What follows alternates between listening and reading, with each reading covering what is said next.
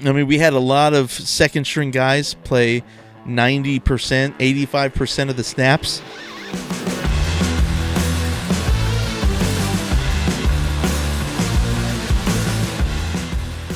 We rested 16 starters.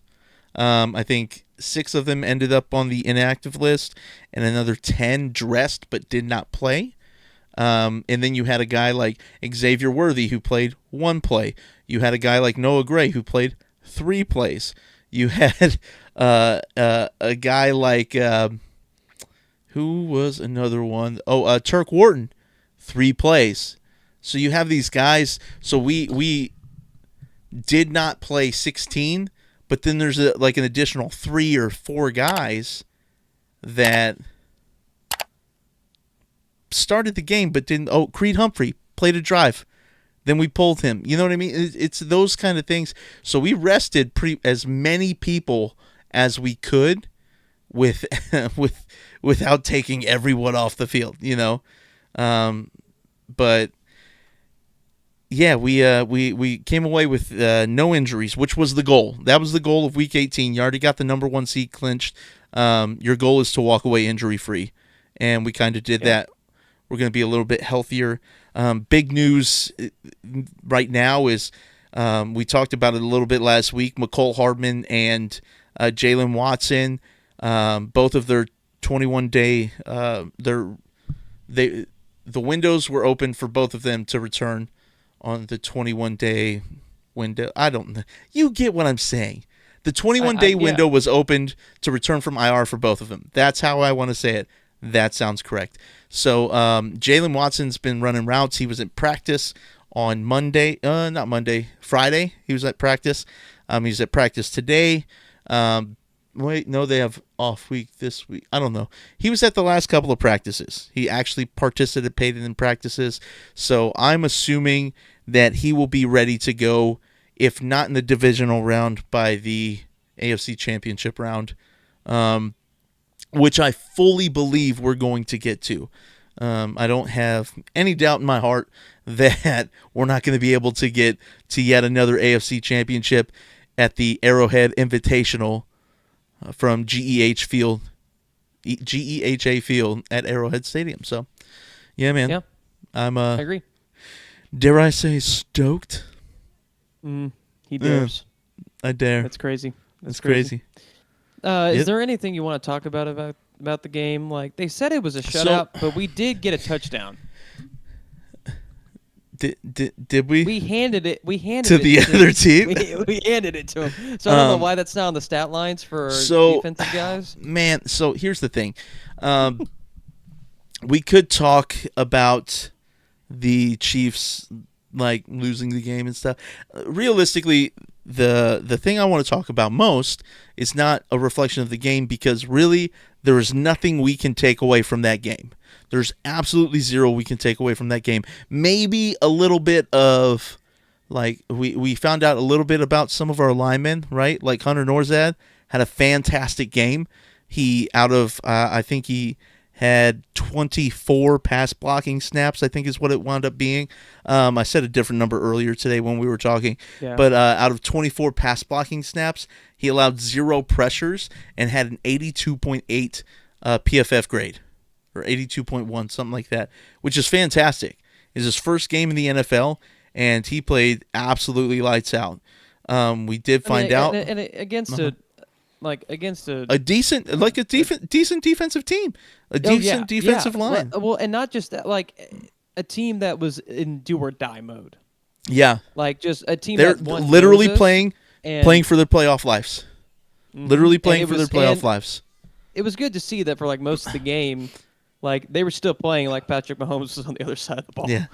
Like they were still like, we are going to go as hard as we possibly can. Yep. They wanted to make a statement until it was locked up. Yeah, absolutely. They wanted to make a statement, and yeah, whether you're playing your first stringers or second stringers, 38-0 is not like, it's nothing to laugh at, right?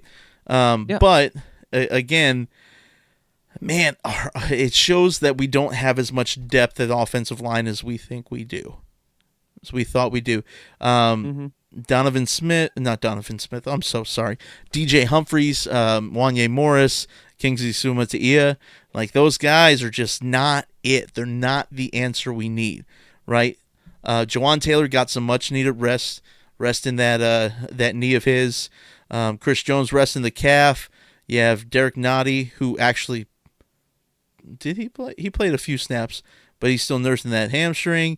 There's a lot of guys that got rest that needed rest. Patrick Mahomes, even though it was like not really an ankle sprain, but still kind of, that's still something that can linger, even if it doesn't hurt that much. So it's just those kind of things that you want to work out. You know what I mean? Like Travis Kelce is I mean he needs a break. He needs that couple weeks off to kind of recuperate that old body of his, and I can only say that because I'm also old. But we needed the rest. We really did. We did have Jaden Hicks and Brian Cook played 100% of our snaps at safety. So those guys are probably dog tired. But yeah, we needed the rest, and I'm glad we got it. I don't think we really found out anything about Denver either. I don't think that just because of it was the caliber of players that were not on the field, like none of our difference makers were on the field, with the exception of, I will give you, Charles Omenihu was on the field. So Charles Omenihu, but he just came back like a month ago. He still needs to get snaps. He needs to get reps so he can be ready. You know what I mean? Like fully ready. Playing against a decent offense.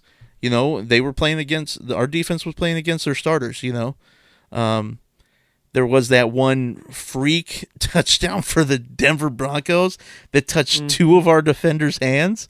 That was absolutely crazy.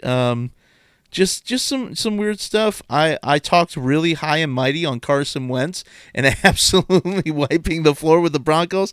But hey, man, when you don't have an offensive line that can block, it really does make a difference.